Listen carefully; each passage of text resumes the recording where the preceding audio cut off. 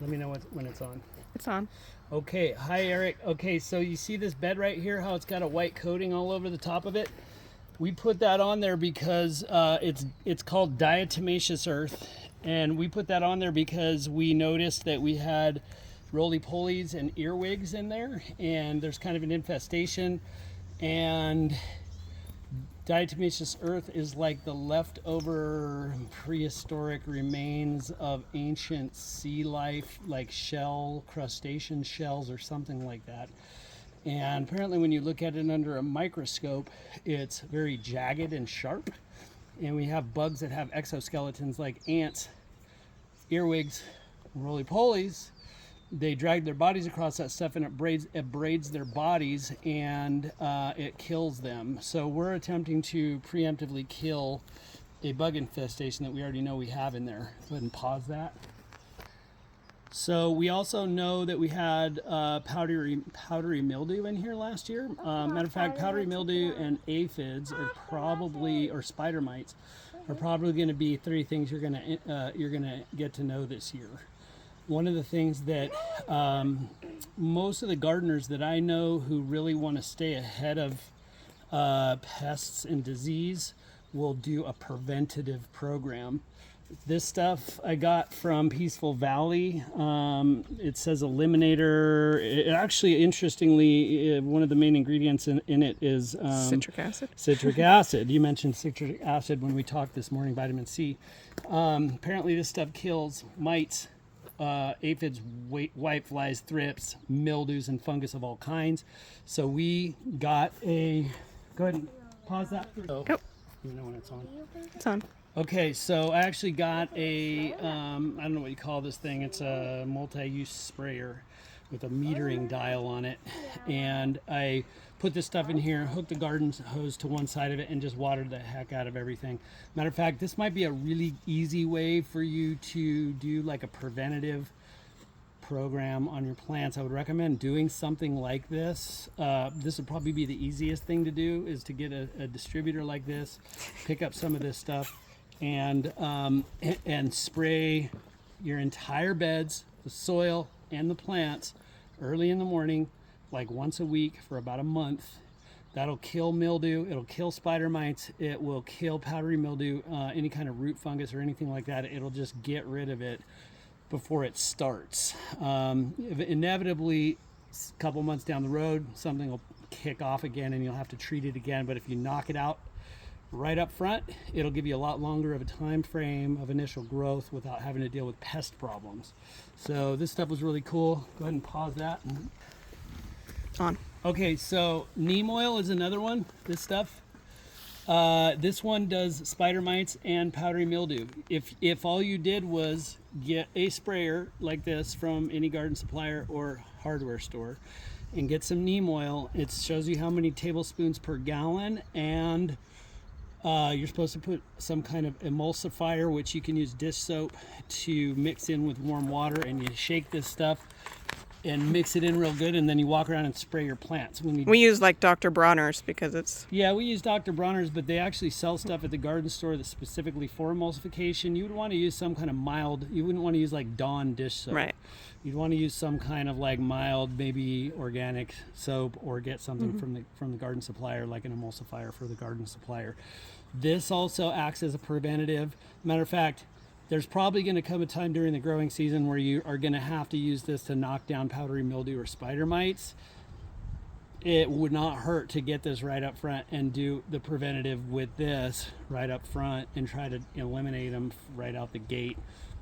And this you spray on the plants. You spray it on the plants, and you make sure you spray it on all the plant. Like you don't want and the tops and under of the leaves. Yeah, you don't want to like drench them so they're dripping, because you can actually extract nutrient. You can actually like leach nutrients out of the plants if you overspray onto plants like that. But just a light coat both sides once a week for a month will prevent or eliminate many pests. It's kind of a pro tip, really, this stuff. All right, go. Okay, I talked to you about vitamin B1. Here's a product called Super Thrive. This stuff like won the gold medal at the World Fair way back in 1940. Growers have been using it ever since to prevent transplant shock. Seaweed extract is just like, I guess I would call that like like green juice for plants. I don't know how else to describe it. It's like a very rich micronutrient boost for plants that helps prevent transplant shock as well.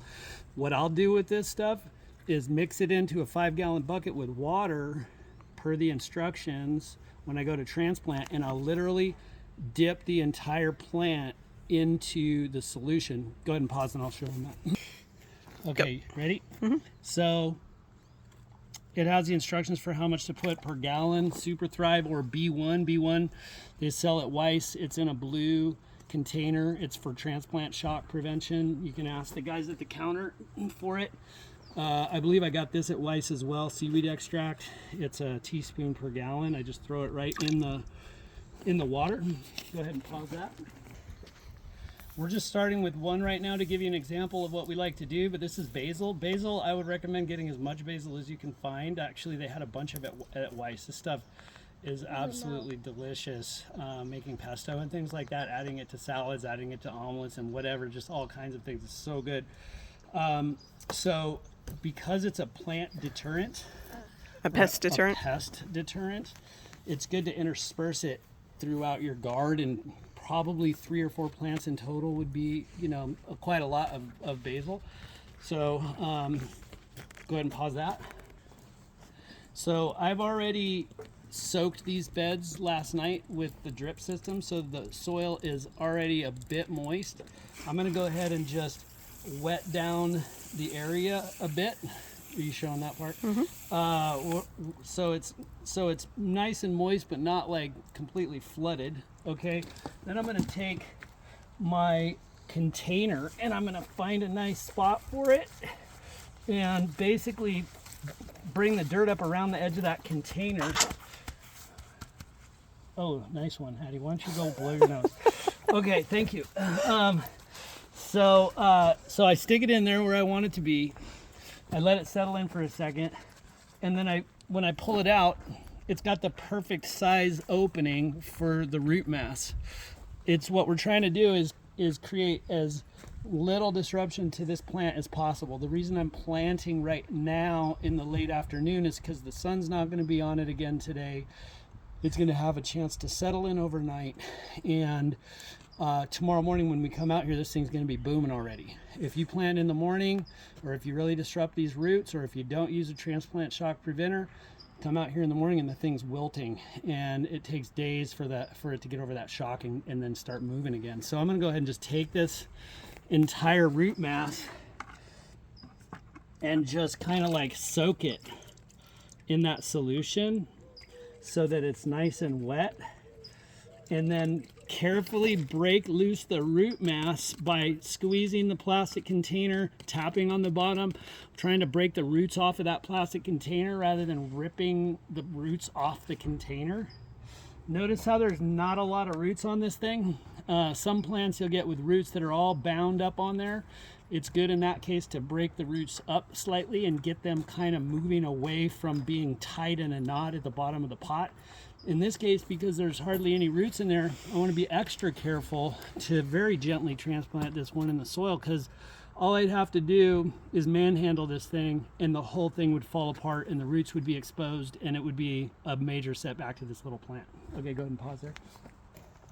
So as you can see, it fits perfectly into that opening. What I want to do is I want to get that surface of the soil from the pot right below the surface of the bed and kind of cover it up just very, very slightly, like a 1/4 inch below the surface. You don't want it out and you don't want it way down in there, just right below the surface. That way that root ball is completely contained inside of that fresh soil.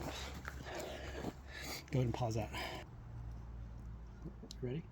Okay, so the next thing I want to mention is that root ball is that big. For about the first, I would say, week, you're going to want to come out here probably once a day and just water as if you were watering the actual container plant, because that's all the size of that root ball is that big.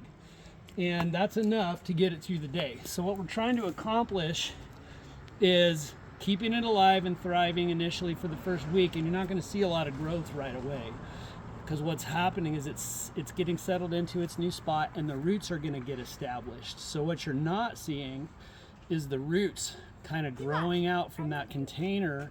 And so what you want to do is, after about week 2, you're going to want to start watering out around the thing more.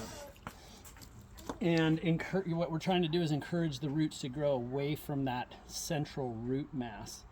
After about 2 weeks, you'll still want to run your drip system. I'd say maybe once every 4 days, probably 3 days. Let's say 3 days for like 45 minutes at night on each set of watering system, what do you call it, watering zones. I think you have 3 watering zones in your garden, probably 45 minutes to an hour in each watering zone. What we're doing is we're keeping the rest of the bed moist, so that when the roots reach the rest of the growing area, it's already moist, and they're already starting to move into nice soil that's ready for the plants to be able to root into and draw nutrients from. And then after about 2 weeks of doing that, the roots are going to naturally find where the drip emitters are making the soil wet, and kind of distribute the roots in such a way that it will then become dependent on the drip system, and you can basically stop hand watering at that point. How you can tell if the roots or if the soil is wet enough is by just reaching your hand in and grabbing a hold of the soil, and it should be kind of like this, where it's dark in color and it's moist. You don't want it to where it's all clumping together, like a big glob of wet goo. I would say that this is plenty watered. If you reach down in there and it's dry, it needs water. If you reach it down in there and it's like absolutely saturated, then you want to back off the water a little bit. Okay, pause that for now. Okay, the other thing I wanted to share with you, and this is something we'd be happy to help you with if you're interested. Well, go ahead and pan to that artichoke plant, for example. So that artichoke plant is on the north side of this bed. The reason I'm okay with that is because this edge of the bed here is the south side. Any plants that we plant on this side of the bed are not going to be shaded by that massive plant. If I had planted that thing up here in the front of this bed, everything beyond it, probably halfway down the bed, would end up being in the shade and not get any sun. So that's a really critical point you want to consider, planting tall plants on the north side of the garden, and kind of, or off to the side at least. I know you've got some tomato beds down and around the edge of your garden, which are fine, but you also have some kind of on the south side of the bed. We talked about planting shorter plants, at least in those couple of containers that are up on that south side of the garden. You wouldn't want to plant 10-foot tall tomato plants in there and shade those other beds that are directly behind it. The other thing that's really important is read the planting labels on your plants. It's going to tell you how far to space your plants. You wouldn't really think about it right now. Hold on, pause that for a second. Oh, go ahead. So you wouldn't really think of it. This little cucumber plant right here looks so cute and innocent. It's like that, it's teeny. This thing is going to take up a 4x4 space at a minimum, maybe a 6x6 space. So if I was to plant that thing in here, we're talking this much of the bed is going to be taken up by that one plant. And I know that from personal experience. You don't want to plant anything else anywhere near that thing, because it's going to take over and it's going to choke them out. It's not going to have enough room to really thrive. And if you over congest the plants, and they're like laying on top of each other and fighting each other for sun and fighting each other for air, they're going to get diseased. They're not going to grow as vibrant. You're just not going to have as thriving of a garden. So make sure you're really careful about reading the labels and taking into account how much space that they're asking for in your plants. So what you could plant near that is something like a tall sunflower. Yes. So that's kind of an interesting point. That doesn't really shade, but grows up right, and instead of that's out. An interesting point. The Native Americans actually taught the pilgrims to companion plant maize, they called it, was corn and melons in the same area, because the corn grows up as tall as I am, and the melons only grow this tall on the ground, and they grow along the ground, so the sun still penetrates through the stalks of the corn to get down to the melons.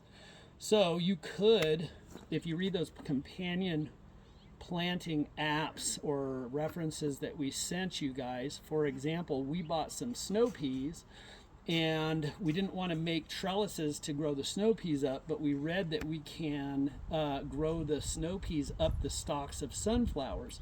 So we got some sunflowers, and we're going to plant the snow peas next to the sunflowers and train them to grow up the stalks of the sunflowers, and that way we're killing two birds with one stone effectively, and creating a thriving environment for our plants. So we try to not plant all of our crops in one spot. For example, if I planted half of this bed in broccoli, any bugs that love to eat broccoli would have a heyday in it, and any kind of infestations, diseases, and things that really thrive on broccoli would just go to town. If I plant a few broccoli here and a few over there and a few on the other side of the garden, it's going to be less likely to have a major outbreak of some kind of disease or pests if you intersperse your plants with other plants, taking into account, of course, how tall they get so they won't shade other plants nearby, and how much space they need so that they don't overlap and smother each other out. I'm trying to think if there's anything else. Oh, I bought you a water meter so you can stick it in the soil. You don't have to do the hand test like I described earlier, but in the short term you can do the hand test. If there's anything else, let us know. We'd be happy to come out there and help you guys plant if you haven't done it already. Otherwise, I hope that helps and potentially prevents you guys from kind of getting yourself into something that turns into a messy problem for you and creates a wonderful, abundant, overflowing treasure that you guys get to eat. Okay, that's it.